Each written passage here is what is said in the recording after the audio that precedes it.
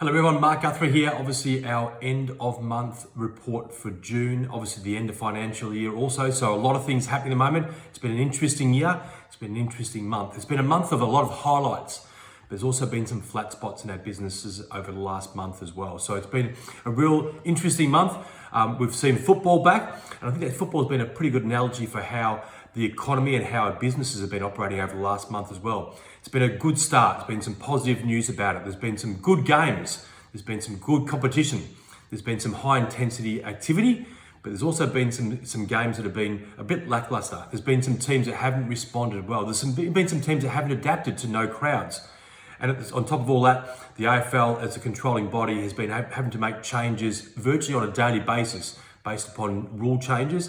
And that's something we've seen in our business over the last month as well, with obviously restrictions, easing of restrictions in some cases, and obviously towards the very end of the month, obviously some further restrictions in the north and western suburbs of Victoria as well. So it's something we've all had to adapt to. Obviously, as per usual, some have adapted better than others, and others are still learning the new process and learning about the new norm. But as I said before, plenty of highlights, a few flat spots. Obviously, I know I've addressed those with managers already, but I'll look forward to the individual managers highlighting some of the highlights they've had for the month also.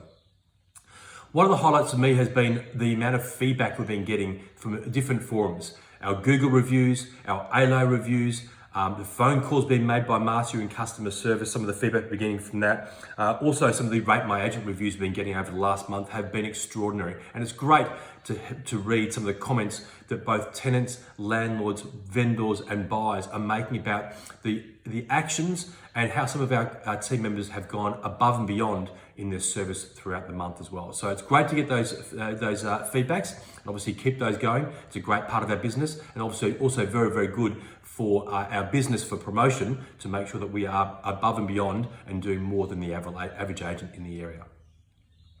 The other thing I want to highlight for the month also is about our mental awareness and staying alert. Obviously, it's about mental health, it's about physical health. It's about making sure that you are on top of your game and feeling good, and making sure you're taking advantage of everything and all resources around you and all the people around you to make sure that you're always feeling at the very height of your game.